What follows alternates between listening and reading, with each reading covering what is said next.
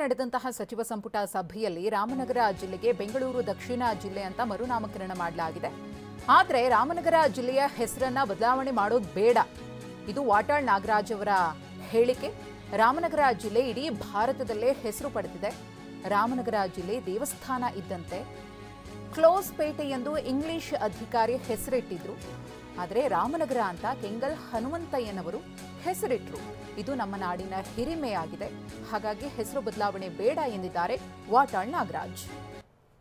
ರಾಮನಗರದ್ದೇ ಮಾತಾಡಬೇಕಾಗಿದೆ. ಯಾಕೆಂದರೆ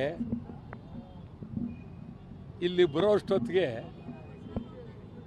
ರಾಮನಗರದ ಹೆಸರು ಜಿಲ್ಲೆಯಿಂದ ಮಾಯವಾಗಿ ಹೋಗಿದೆ. ಐತಿಹಾಸಿಕವಾಗಿ ಬದಲಾವಣೆ ಮಾಡಿರುವ ರಾಮನಗರ ಇದನ್ನು ಹಠಕ್ಕಾಗಲಿ ದ್ವೇಷಕ್ಕಾಗಲಿ ಯಾರ ಮೇಲೆ ಚಾಲೆಂಜಿಗಾಗಲಿ ರಾಜಕಾರಣಿಗಳು ರಾಮನಗರವನ್ನು ನಿಮ್ಮ ರಾಜಕೀಯದಲ್ಲಿ ನಿಮ್ಮ ಕಿತ್ತಾಟದಲ್ಲಿ ಕೂಸು ಬಡವಾಯಿತು ಅನ್ನೋ ರೀತಿ ನಿಮ್ಮ ರಾಜಕಾರಣ, ನಿಮ್ಮ ಕೆಟ್ಟ ರಾಜಕಾರಣ ಇವತ್ತು ಇದು ಜಿಲ್ಲೆ, ಇದಕ್ಕಿದ್ದಂಥ ಸಾರ್ವಭೌಮತ್ವ, ಇದಕ್ಕಿದ್ದಂಥ ಶಕ್ತಿ ಇದು ಇವತ್ತು ಕಳೆದೋಗಿದೆ.